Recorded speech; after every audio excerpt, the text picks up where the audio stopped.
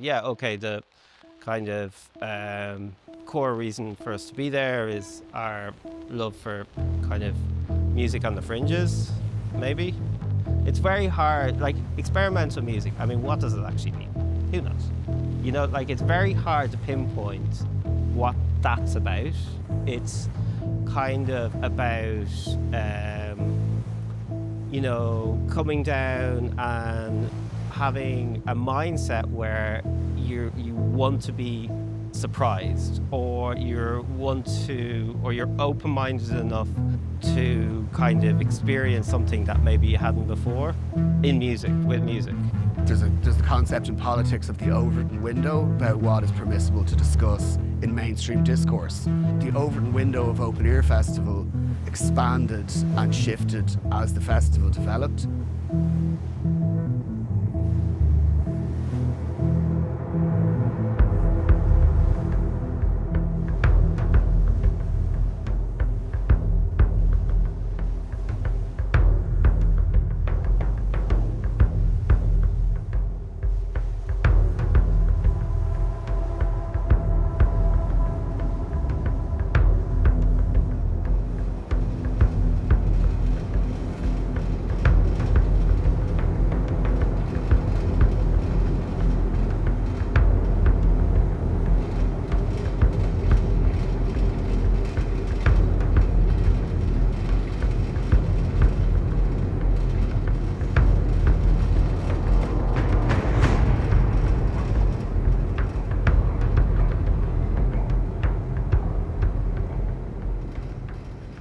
I got a lift down yesterday and we're here now.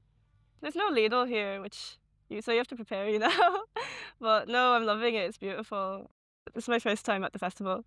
So excited. It's going to be like I don't know, battle royale of like everyone I know. I just want people to get here and get the buzz going and make sure everybody's off the mainland in time and that nobody's left wandering around Baltimore at 11 o'clock at night. Just don't want people suddenly turning up and being like, oh, I'm stuck in the mainland. So hence having a late bus. There's an adrenaline rush to actually it happening, because so many things can go wrong, Once people have arrived on the Friday, to be honest, you feel great. Everyone's on the island, and once everyone's there, you've got that kind of sense of, well, we're all in this together.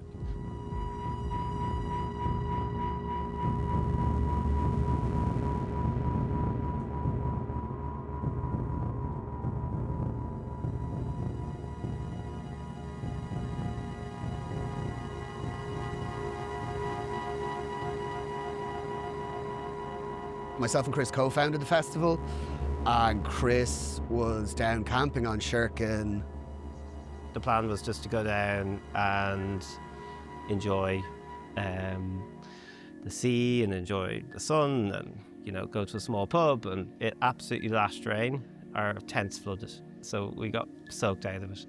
Went up the road and found North Shore Hostel, where the festival takes place. Asked if we could have a shower and a bed, and that was, I suppose, the start of a conversation. And initially it was just going to be a small private party for our mates, but with the amount of effort that would have gone into that and the distance people had to travel, we said, why not hold off till summer and put a tent in the field and people can camp. And at that time, there wasn't actually much of a platform, or a festival anyway, for experimental Irish music. The kind of culmination of experiences of our own festival experiences growing up have fed into what it is we wanted to do with the festival. Like Deaf Festival would have been an influence, Dublin Electronic Arts Festival, and that type of music, the variety of music, the style of music, the artists. And then that kind of continues into, summer festivals like Mantua Festival, Leitrim Festival, Rathlin Island Festival. Like that's where I would have first met Chris, is he was helping out. I think he lent us his army tent or something for I was doing the crew catering up there with the audio terrorists, which would have been the first people I would have done any parties with. I love the parallel of them both being islands. Like, you know, the crew up there is called Forest 10 because of the weather conditions. And Sherkin's just so soft and lush and gentle. Everyone's on the same level. There's no VIP. There's just people in a field who all are there to listen to music they love. And location's obviously important as well. I mean, we stumbled across the location. It wasn't our, we weren't on a big search for the ultimate festival location. We just happened to find a very beautiful location. I did enjoy Harga on the beach. I thought that was special, having the rise up sound system on the beach, and the sun was splitting the rocks, and as a scene, having how many people, maybe 500 people on that beach, a massive reggae sound system, and Harga absolutely terrorizing us all. I said to somebody during the festival, I said, if you were to film a video of this set with no volume and ask people to imagine what the audience is listening to, people might say, oh, disco or reggae or Balearic music, but it was actually this really harsh, punishing sound. I think afterwards even we were saying, God, that was a lot.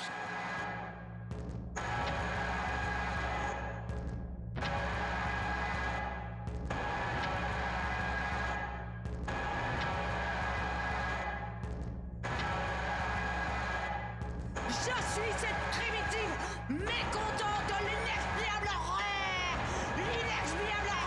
des choses.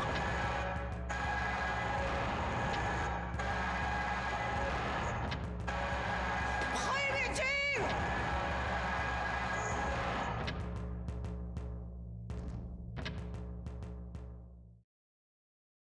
Did the bell tents the first year with Silk Road tents, and then I don't actually remember how it went from that to doing the design and build, but yeah, every year since then I've done all the design of like basically anything physical on site. There's a lot of variables that only get confirmed lastminute.com for some reason. Generally it's because we're on an island, so logistics, weather are all factors that we can't control. So sometimes we're like, this is going to be great here, and it's going to be really bloody challenging, and an amazing location, blow people's minds, but we don't know if we're actually going to be able to pull it off because it might be pissing rain, so we'll have to move it to a tent or another location or something like that. I was kind of in Mummer's attire. The Mummer is this character in Irish tradition who they're kind of like playful, but also a bit menacing, and like they represent the unknowns of nature, and like that kind of cultural relationship with nature is actually really important in terms of subversion of like maybe the sort of systems we're in at the moment that I feel are quite like exploitative of the landscape. It's hard not to be confronted with the landscape when you're on the island here.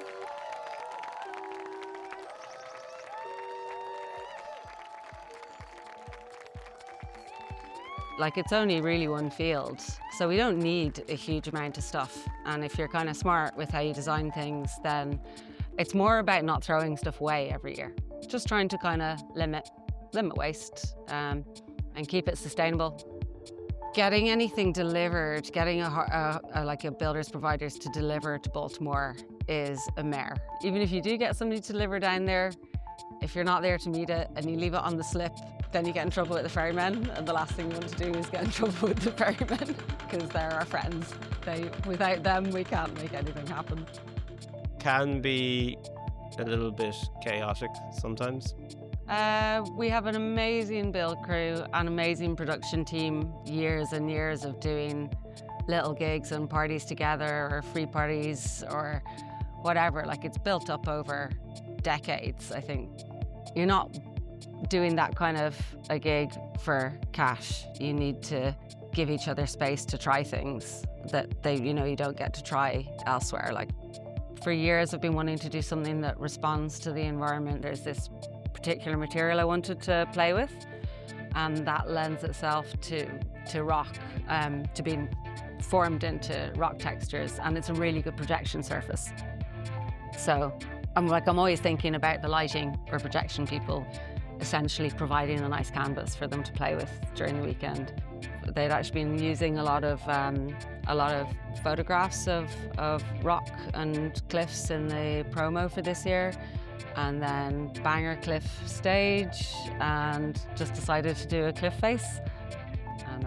And this year was the first year that everything went together perfectly.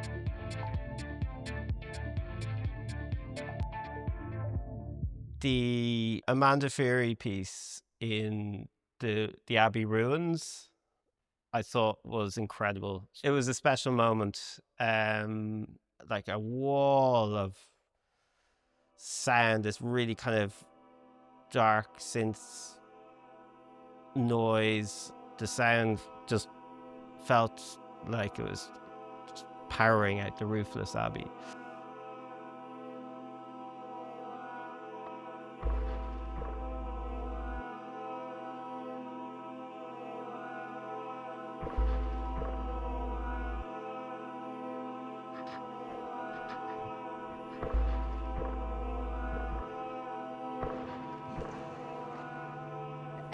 This set, it's a response piece to Eamon de Valera's 1943 radio address on language of the Irish nation, or it's often referred to the Ireland that we dreamed of. It's a speech that I think draws out real mixed emotions in people, because it kind of puts forward, kind of retrospectively constructs or projects onto the revolutionary period an aspiration that was not actually part of the revolutionary aims, which is kind of like a certainly a very like socially conservative view of Ireland. What's interesting to me is like in the 1940s, it's kind of like the deal that tries to be made with the Irish people. That's like, if you live according to what God intended, your material needs will be met in this new nation. And we kept our side of the bargain. We were pious, we were obedient, kept credulous people, and they didn't keep theirs. It's like this kind of capsule of looking at, well, how did the state treat its people?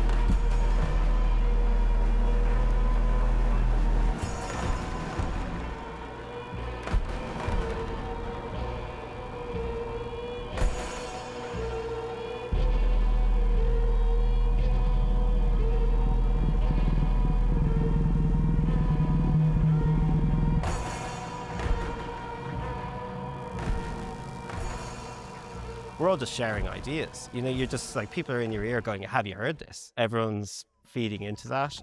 Dion's kind of leading it as the kind of artistic director. I've developed this singular focus. I'm like totally obsessed with it, and I'm constantly seeking out artists that other people might not book, because I find that like a lot of the lineups both in venues and at festivals in Ireland is very homogenous. What's actually a really fruitful area of exploration for us is Irish people who live abroad, who people might not even know they're Irish, and somebody comes up and says, oh, this person is, is Irish. We've become somewhat representative of the underground music community in Ireland, so we definitely want to make sure that that community feels catered to. One of the key strands of our ethos is that we have one audience and one stage, so that means that at any one time there's only one act playing, and not all the music appeals to everyone. In fact, there's very few acts all weekend that will universally appeal to everybody. I think 7 of 9 was one of those acts this year. You could tell by the energy in the tent that everyone was just totally enamored of their sound. Thank you so much. We are 7 of 9.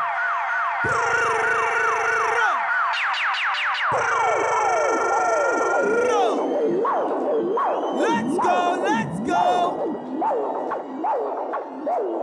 Empty buildings, we devour our kind. The gods are not dead, no, they all have just turned into seagulls, seagulls, seagulls, seagulls, seagulls, seagulls, seagulls. I am a seagull, I am the law. I'll breathe in the hundreds just because I'm born. Empty buildings, we devour our kind. The gods are not dead, no, the gods are not dead. The gods are not dead, no, the gods are not dead. Seagulls, seagulls, seagulls, seagulls, seagulls, seagulls, seagulls, seagulls, seagulls. I am the seagull, I am the law. I breathe in the hundreds just because I'm born. Dublin City, Chicken Center and Central, 7-year-old 50. I am the law, I am the law, I am the law, I am the law, I am the law, I am the law, I am the law, I am the law, I am the law, I am the law, I am the law, I am the law, I am the law, I am the law, I am the law, I am the law. Je suis la loi. I am the law. Oh my gosh. Hey. Hey, open air. Oh, hello. Oh my God. What the fuck? You're all here. Holy shit. It was a revelation to a lot of people.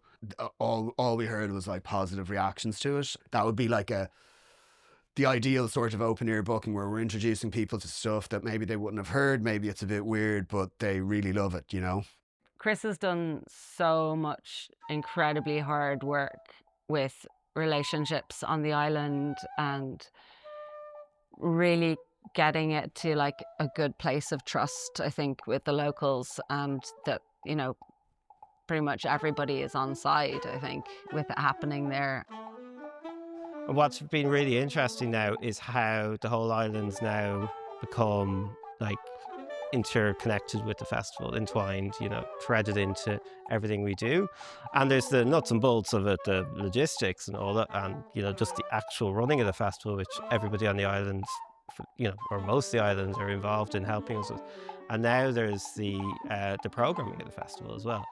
And it's happened kind of organically. So it took 6 years for us to be like, oh, actually, you have a great music heritage on the island, traditional folk music. It's not necessarily kind of what the festival's about, but actually there's a great place for you here to present your music within the programme. And that's worked really well. That whole Thursday night in the back of the Jolly, and, the coming together of the two communities. One of the most special performances we had at the festival this year was Mohammed Sifkan. So, the story of how he came to be in Ireland is a really heartwarming one, and he's an incredible musician. So he played on Thursday night after we had our reception for the Islanders. They played their music, and he came on after dark, and he just has this voice that would just cut through anything, and like the hairs on the back of our necks were standing up. And then he has a homemade drum machine, and it just has very simple preset rhythms. Yeah, that drum machine fires up and it's party time. My name is Mohammed Sefkan. I am Kurdish from Syria, but now I am Irish citizen. This is Kurdish Bouzoukis. I like Ireland. I like music from Ireland. Only drum machine, very expensive. I don't have money for. I make this for me. This is my idea. For me, good.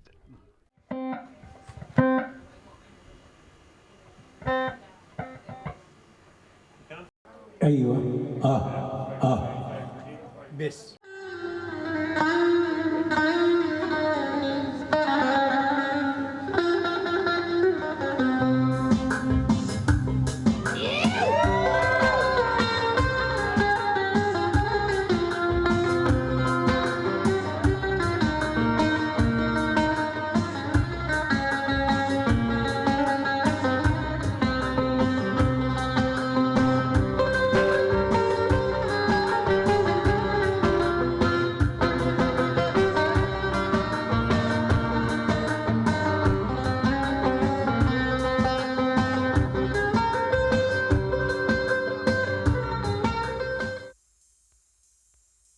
Open Air survives on goodwill, vibes, and the passion of the people involved. Also, the fact that it's on an island and it's remote, you can't just run down to the shop, means that there is a spirit of togetherness and people look out for each other down there. And we rarely have any sort of problems, be they medical or security, you know. Like, we always get a deluge of like really specific questions. How do I get there? Is there running water? You know, it's the easiest camping festival experience you can have because of its size. Definitely a reaction people have when they come down. It was a very relaxing experience in a lot of ways because it didn't have that hectic scale that a lot of the other festivals have. I think that happened the first year of the festival. Some of the feedback, or people were posting on social media, they were saying that they felt more refreshed leaving the festival than when they arrived, which is not what you would generally say about a festival. So that's kind of an interesting thing. Why that happens, I don't know. The sea plays a big part, and that there's a variety of locations around that you can experience the sea. I think it makes it quite special. The punters have been so good every year, like really respecting the island and making the locals want them to come back as well. So it feels like a proper kind of whole island effort to make it happen. So obviously you have to be incredibly respectful and like take way more care in like respecting the islanders and their island.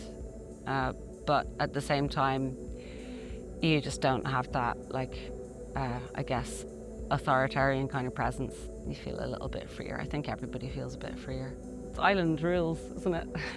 Because there is loads of music for dancing. There's loads of crack and divilment up in the campsites. I mean, if there was one reason for festivals to still exist, it would be, or to always exist, it would be that they provide a great place for like-minded people to come together and immediately bond, and then great things can come of that. That's kind of how it, in some ways, it came about for us because of going to festivals. We knew then who we wanted to get involved in our own thing when we went to put it together. So yeah, festivals provide that special space where you can meet people, and because generally you gravitate towards a festival because of a certain mindset or viewpoint that you have towards that festival, then you meet people with the same viewpoints, connect and branches out from there.